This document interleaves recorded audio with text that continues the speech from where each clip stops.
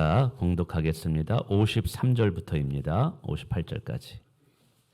예수께서 이르시되 내가 진실로 진실로 너희에게 이르노니 인자의 살을 먹지 아니하고 인자의 피를 마시지 아니하면 너희 속에 생명이 없느니라. 내 살을 먹고 내 피를 마시는 자는 영생을 가졌고 마지막 날에 내가 그를 다시 살리리니 내 살은 참된 양식이요 내 피는 참된 음료로다.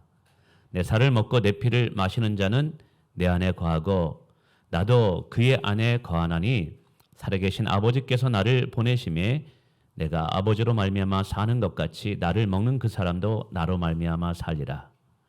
이것은 하늘에서 내려온 떡이니 조상들이 먹고도 죽은 그것과 같이 아니하여 이 떡을 먹는 자는 영원히 살리라. 아멘.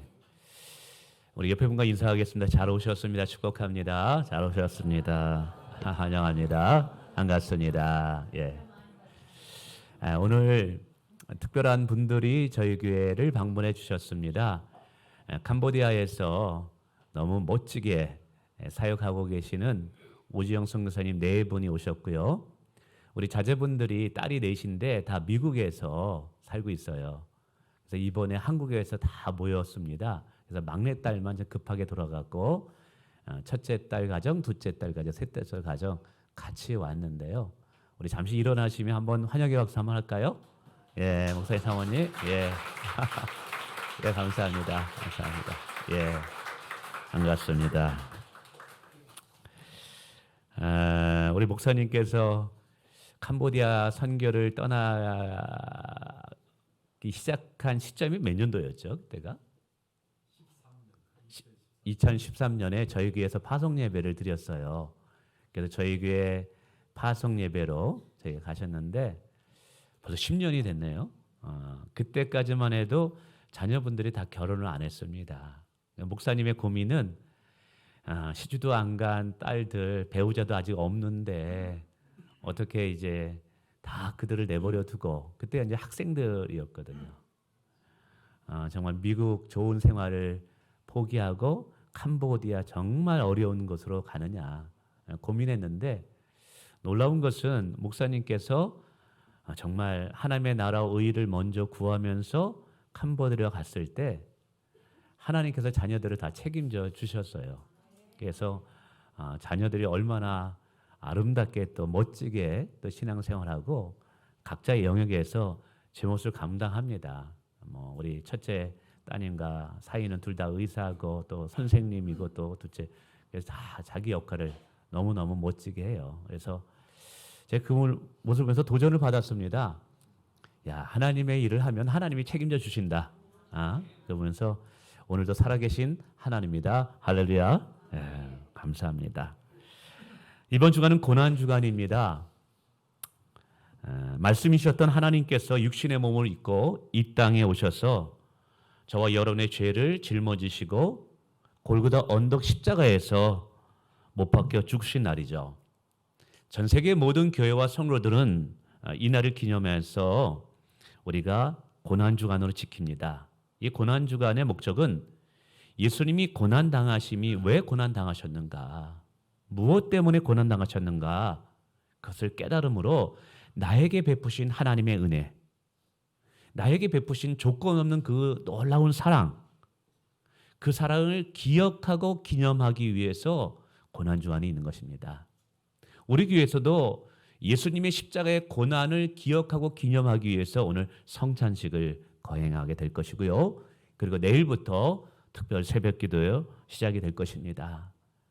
여러분 함께 나오셔서 정말 주님을 더 깊이 묵상하고 하나님을 사랑하는 저와 여러분 되기를 원합니다. 오늘 우리가 주님의 말씀에 따라 성찬식을 거행하려고 하는데요. 이 성찬식은 사람이 만든 게 아니에요. 오랫동안 교회 전통으로 내려오다가 어떤 전통에 의해서 만들어진 것도 아니에요. 이것은 예수님께서 친히 만드신 거룩한 예식입니다. 그래서 주 예수 그리스도를 나의 구원자, 예수 그리스도를 나의 하나님으로 믿고 사는 자는 반드시 성찬에 참여해야 됩니다. 특별히 세례받은 자들은 성찬에 참여하시길 원하고, 아직 세례받지 못하신 분들은 그냥 마음으로만 참여하시고, 그리고 올해 후반기에 세례식이 있으니까 꼭 세례받고 다음에 성찬에 함께 또 참여하기를 원합니다. 오늘 예수님은 이런 말씀을 하셨어요. 인자의 살을 먹고 인자의 피를 마시지 아니하는 자는 생명이 없다. 예수님은 또 계속 말씀하십니다. 내가 인자인데 내 살은 참된 하늘의 양식이며 내 피는 하늘의 참된 음료이다. 이 살을 먹고 이 피를 마시는 자가 영생을 선물로 받고 마지막 날에 부활의 몸으로 다시 일어나게 될 것이다. 이것이 하나님의 약속이다라고 말씀하시는 거예요. 이 말씀은 우리는 익히 알고 있지만 처음에 제자들이 들었을 때는 굉장히 어려운 비유의 말씀이에요. 그래서 해석해 주지 않으면 이해하기가 쉽지가 않습니다. 그래서 60절에도 제자들이 이렇게 말씀하셔요. 이 말씀이 어렵도다. 생각해 보세요. 예수님이 내 살을 먹는 자가 생명을 얻고 내 떡을 먹는 자가 영생을 얻을 것이다. 예수님의 살을 먹으라고? 예수님의 피를 마시라고? 여러분 문자적으로 이걸 받아들이게 되면 굉장히 어렵죠. 그래서 초대교회 당시에 세상 사람들은 이 말씀을 잘못 오해해서 예수 믿는 사람들은 모이기만 하면 아이를 납치해서 삶아 먹는다, 이런 헛소문이 퍼지게 돼서 초대교회 성도들이 많은 핍박을 당하게 됩니다. 여러분 이 말씀은 비유라고 말씀했습니다.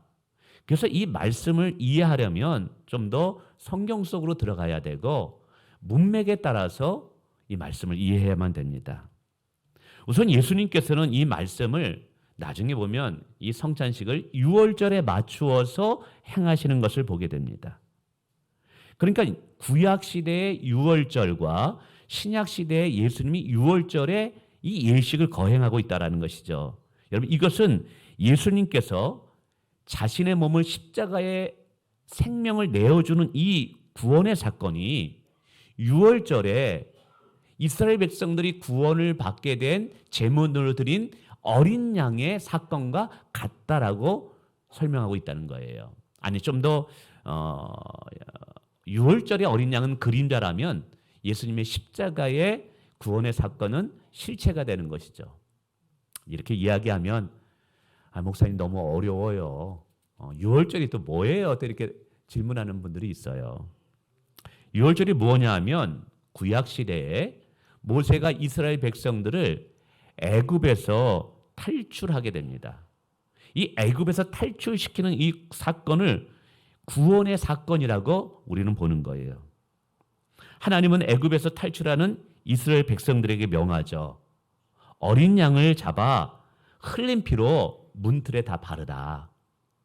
그리고 그 잡은 양을 반드시 삶아서 너희가 먹어야만 된다라고 했어요. 잘 이해는 못됐지만 이스라엘 백성들이 이 명령에 순종했을 때 하나님의 심판이 패스오버 넘어가게 되고 하나님의 구원이 이들 가운데 일어나게 됩니다. 그러면 왜 양을 잡아서 피를 문지방과 문설주, 즉 문틀에 바르게 했을까? 왜 양을 잡은 것을 삶아 먹게 했을까? 우리가 이것을 알아야 돼요. 율법에 따르면 여러분 생명이 피에 있다고 말합니다. 그래서 반드시 죄사함을 받으려면 피를 흘려야 된다라고 이야기하고 있어요. 마침내 이스라엘 백성들이 애굽에서 구원을 얻기 위해서는 먼저 양을 잡아서 자신들의 죄를 씻기는 피 흘림이 있어야 된다라는 것이죠. 그래서 양의 피를 잡아서 그 피를 문지방에 문틀에 바른다라는 것은 결국 그 집안에 있는 사람들의 죄가 씻김을 받는다는 의미인 거예요. 둘째로 그 피 흘려서 잡은 양을 삶아서 먹게 합니다. 그 잡아서 삶아서 먹게 하는 이유가 뭐냐면 하나님과 언약을 맺는데 그 언약의 참가자로, 당사자로 그 자리에 참석했다라는 것을 본인이 확인하는 그런 절차인 거예요. 구약에 왕과 왕 사이에 언약을 맺을 때 동물을 잡아서 피를 흘리게 합니다. 그래서 우리의 언약을 깨트리는 사람은 이 죽임을 당한 동물처럼 반드시 피를 흘려 죽게 될 것이라고 언약을 맺게 돼요. 그리고 그 언약을 맺으면서 잡은 고기를 삶아서 먹게 됩니다. 당사자들이. 그러면서 먹으면서 뭘 얘기하면 이제 우리는 이 언약의 주체이다. 언약의 당사자이다. 언약에 참여한 사람이다라는 것을 확증하는 것이죠. 근데 오늘 모세 당시에 하나님과 이스라엘 백성들이 언약을 맺습니다. 근데 이 언약을 맺는 동물이 뭐냐면 양이었던 거예요. 양. 근데 생각해 보세요. 양은 동물이거든요. 양의 가치는 사람의 가치에 비교하면 아무것도 아니에요. 그러므로 사람이 다시 한번 하나님 앞에 구원을 받기 위해서는 그 사람이 치러야 할 죄의 대가만큼 그 대가를 치러줘야 되는데 양의 대가는 그만큼이 따라오질 않아요. 그래서 양으로 죄를 씻는 이 사건은 일시적인 죄를 용서해 주는 정도밖에 되지 않았던 거예요. 그 양의 제물의 효용성, 가치는 일시적이고 제한적인 것이죠.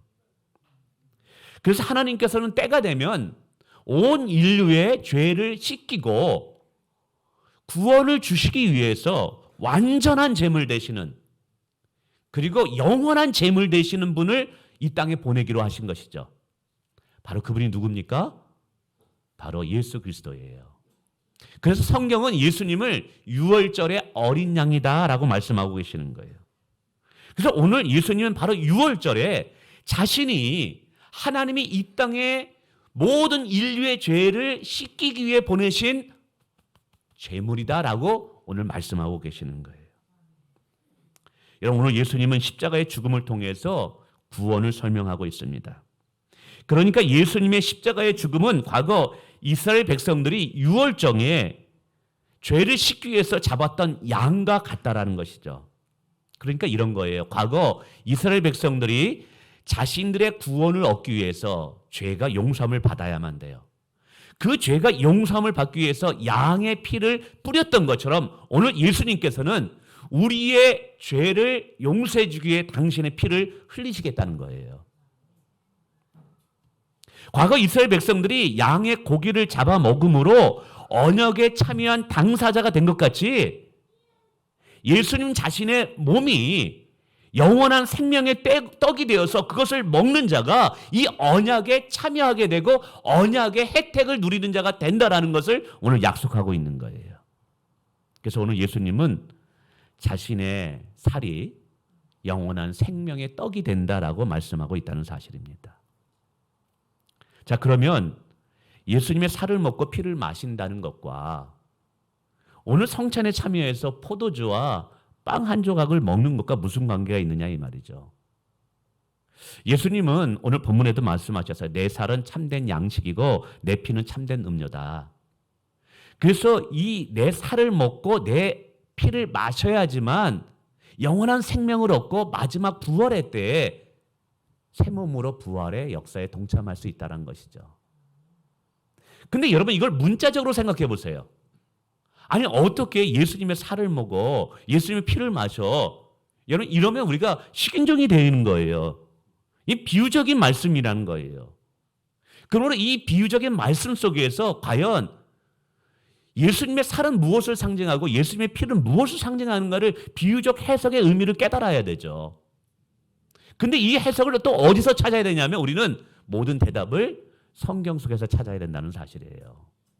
그래서 마태복음 26장 26절 이후에 예수님이 이렇게 말씀하십니다. 화면 한번 띄워봐 주세요. 26절이 말입니다.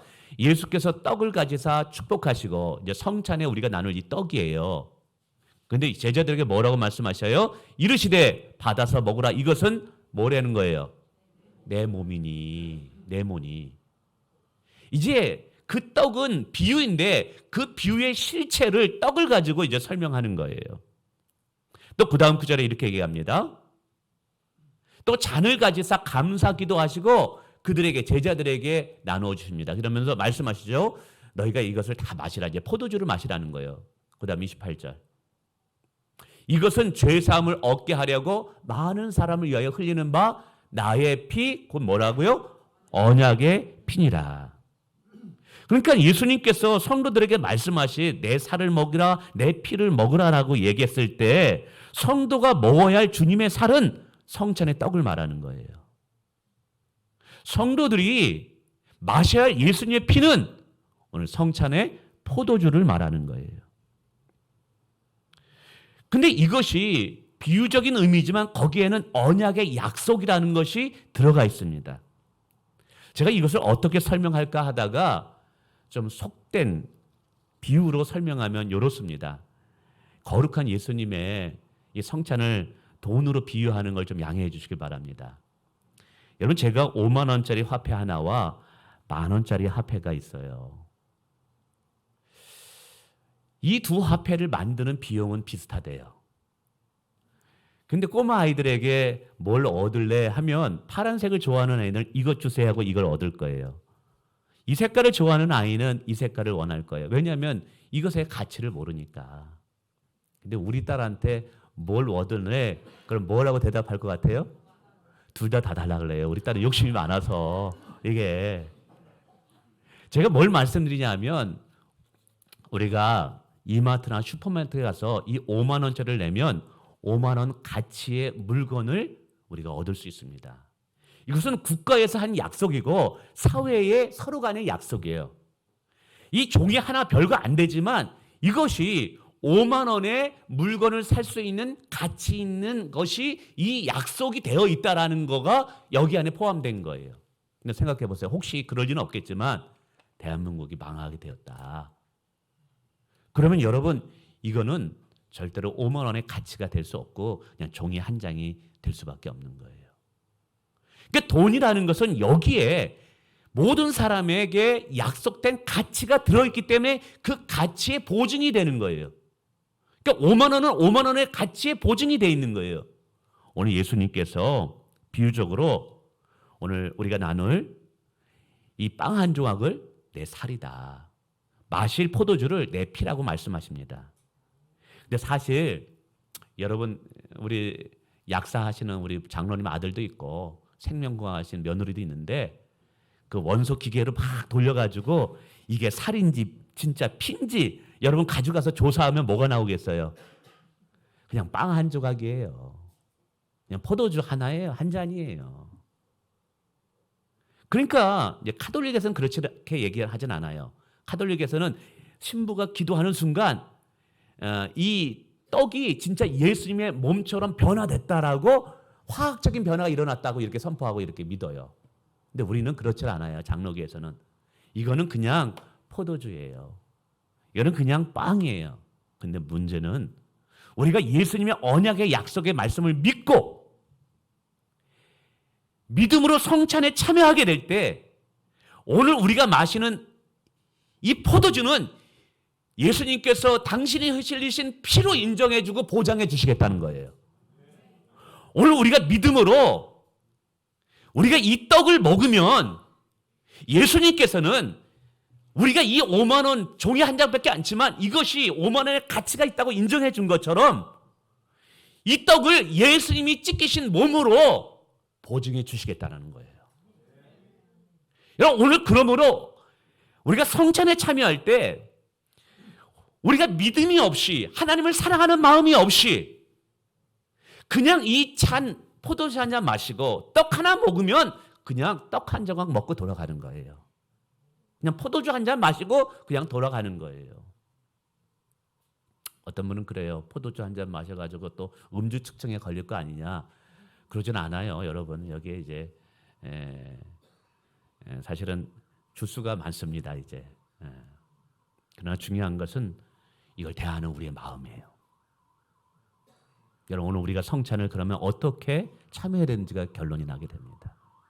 오히려 믿음 없이 형식적으로 성찬에 참여하면 아무것도 아니에요. 오히려 우리는 죄를 먹고 마시는 결과가 돼요. 그러나 우리가 이 성찬을 참여하면서 예수 그리스도를 묵상하는 거예요. 예수님 왜 이 땅에 오셨지? 누구 때문에 무엇 때문에 십자가에서 그 고난과 멸시와 조롱을 당하시고 왜 죽음을 당하셨지? 나 때문에.